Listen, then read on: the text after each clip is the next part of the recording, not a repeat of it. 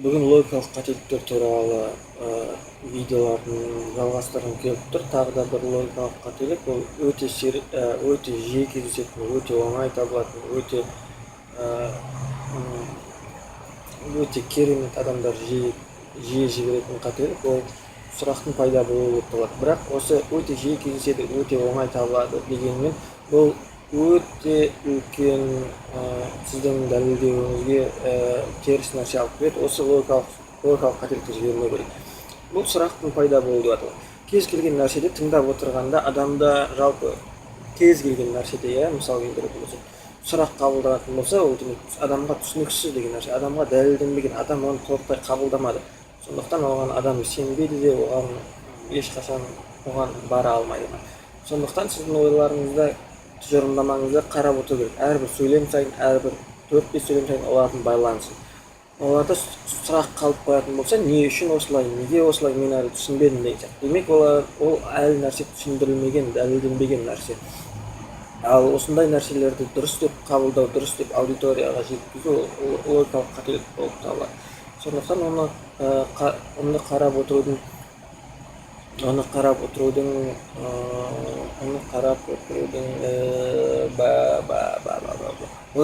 отырудың ең оңай жолы өзіңізге өзіңіз сұрақ қойып отыру. Яғни бір сөйлем айтыңыз, бір сөйлем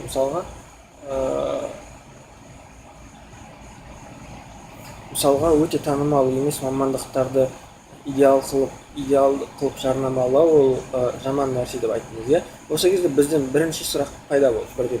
Өте танымал емес мамандықтарды идеал қылып жарнамалау неге жаман деген нәрсе қалыптасты. Себебі ол адамдардың өнімділігін төмендетеді деп сіз өзіңізге жауап беріңіз. Бізде тағы бір сұрақ қалыптасты. Осы идеалды өте танымал емес мамандықтарды жарнамалаған жағдайда оған жұмысқа барған адамның өнімділігі не себептен төмендейді деген тағы да бір сұрақ. Себебі адамның ойында қарама-қайшылық пайда болады деген сізде жауап беру керек. Ол адам әдетте ол өте танымал емес мамандыққа барған еді, өте идеал қылып, бірақ ол іс жүзінде соншалықты жақсы емес болып шықты. Сондықтан адамның көңіл күйі түсіп, оның жұмыс жасау қабілеті төмендейді деп айтуға болады. Осы кезде мүмкін дәлелденетін шығар, мүмкін сұрақ. Жалпы мысал осылай болып табылады. Осылай мысал болып табылды. Және әрқашан сұрақ қойып отырыңыз, сұрақ қалмаған жағдайда ғана сіздің аудиторияңыз және сіз өзіңізді толық түсінді деп айтуға болады. Осы логикалық қателікті жібермеуге тырысу қажет.